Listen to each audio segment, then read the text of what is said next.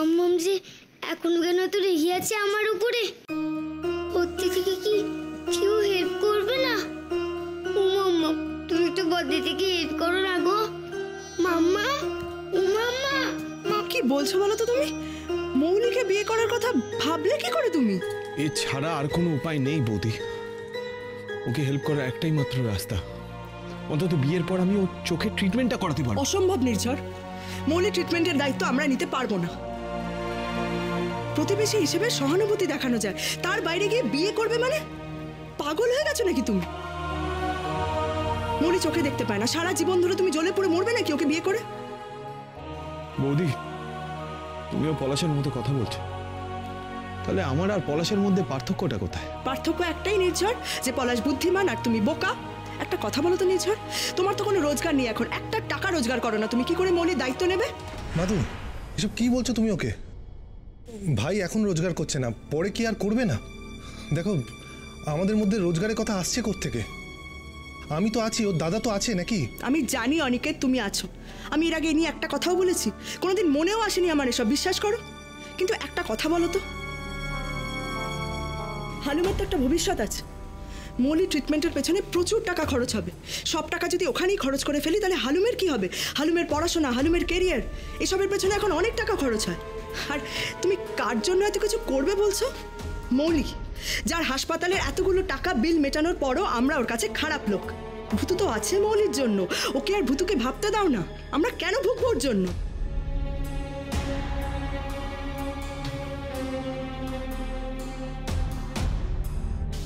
ভূতু দিদি, তুমি এসে গেছো?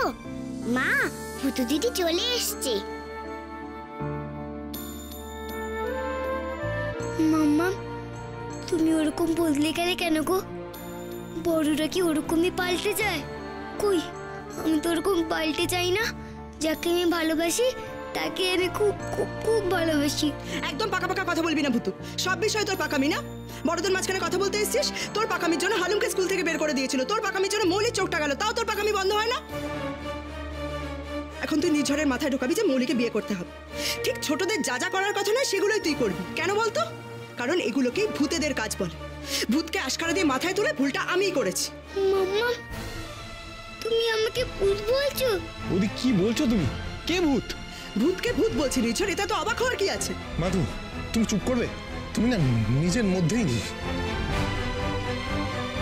যারা আমায় ভালোবাসে না তারাই আমায় ভূত বলে গো মাম্মা। তুমি আমায় আর ভালোবাসো না, তাই না? ঠিক আছে, আমি তোমার কাছ থেকে অনেক অনেক দূরে চলে যাব। তুমি আমাকে দেখে আর রেখে যাবে না, আর না। কেঁদো না ভূতু দিদি, তুমি কাঁদলে আমার খুব কষ্ট হয়। ঠাকুর, মাম্মা মাম্মা মামাকে আর দেখতে চায় না গো। মাম্মা মামাকে দেখলেই খালি রেগে যাচ্ছে, ভয় পায়। ঠাকুর, মাম্মা যাতে আমাকে আর কোনো দিনও না দেখতে পায় গো ঠাকুর। ভূতে এসছিস? আয় আয় আমার কাছে আয়, আয়।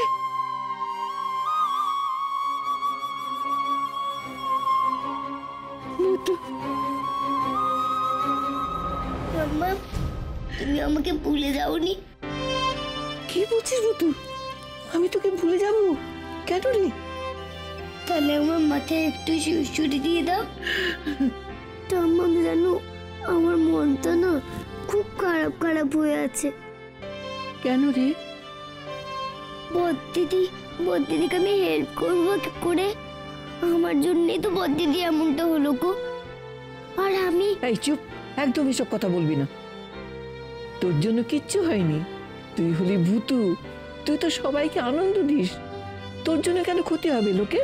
মাম্মা, তার মানে বলছো বদ্দিদি চোখে দেখতে পারবে? বদ্দিদিকে আমি আনন্দ দিতে পারবো কি করে গো? তুমি একটা বুদ্ধি দাও না গো ঠাম্মা, আমি যাতে অনেক অনেক টাকা জোগাড় করতে পারি। দাও না গো বুদ্ধি। কেন ম্যাজিক? ম্যাজিকের মধ্যেই বুদ্ধি আছে, খোঁজ খোঁজ, খুঁজলে পরে বুদ্ধিটা ঠিক খুঁজে পাবি। না ঠাম্মা, আমি আর ম্যাজিক করতে পারবো না। মাম্মাকে আমি প্রমিস করেছি গো। কেন কথা দিয়েছিস? তুই ভেবেছিলি তোর ম্যাজিকে ক্ষতি হয়, তাই তো? তা হয় না রে। তাহলে তোর ম্যাজিকের দোষ কোথায়? তার মানে ঠাম্মা ভূতুর ম্যাজিক খারাপ না? আচ্ছা ঠাম্মা, তুমি যেন কি বললে ম্যাজিকের ভিতরে বুদ্ধি থাকে? থাকে তো, আমাকে তাহলে কি করতে হবে?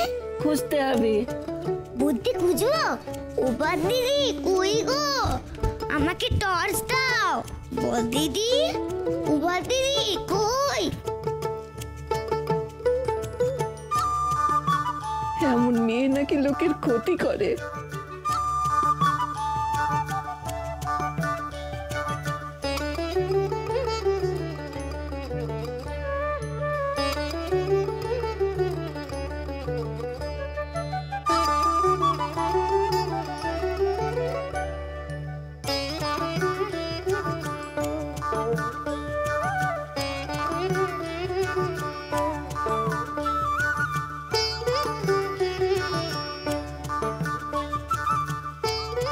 না, শুধু টর্চও হবে না, মোমবাতিও লাগবে। যাই, মোমবাতি নিয়ে আসি। সব তো রেডি হয়ে গেছে, যাই বল দিদিকে নিয়ে আসি।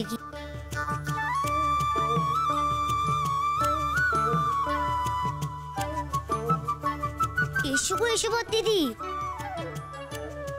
আস্তে, একদম সময় নেই। দেখো আমি টর্চ, মোমবাতি সব রেডি করে রেখেছি। চলো এবার আমরা খুঁজি। কি খুঁজবি ভূতু? বুদ্ধি গো বুদ্ধি। ঠাম্মা আমাকে বলেছে, তুমি জানো না? কি তুই বুদ্ধি খুঁজবি টর্চ দিয়ে? কি বলেছে তোর ঠাম্মা? ঠাম্মা বলেছে ম্যাজিকের ভেতরে বুদ্ধি থাকে। আমরা যদি বুদ্ধি খুঁজি তাহলে তো আমরা টাকা খুঁজে পাবো। টাকা গো টাকা, তোমার চোখের অপারেশনের টাকা।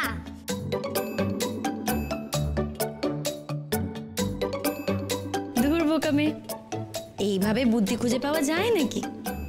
তাহলে কিভাবে বুদ্ধি খুঁজে পাওয়া যায়? ভূতু, তুই না সত্যি বাচ্চা। আচ্ছা, তোর ঠাম্মাম কি বলেছে তোকে?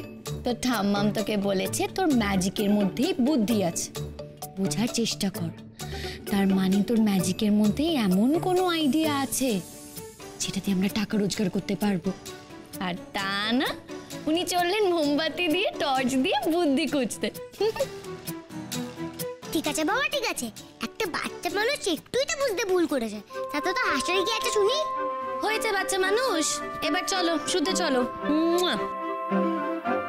ম্যাজিকের ভেতর আইডিয়া কিছুই তো বুঝতে পারছি না। কি আইডিয়া কে জানে? ঠাম্মাম যে কি বলে কিছুই বুঝতে পারি না।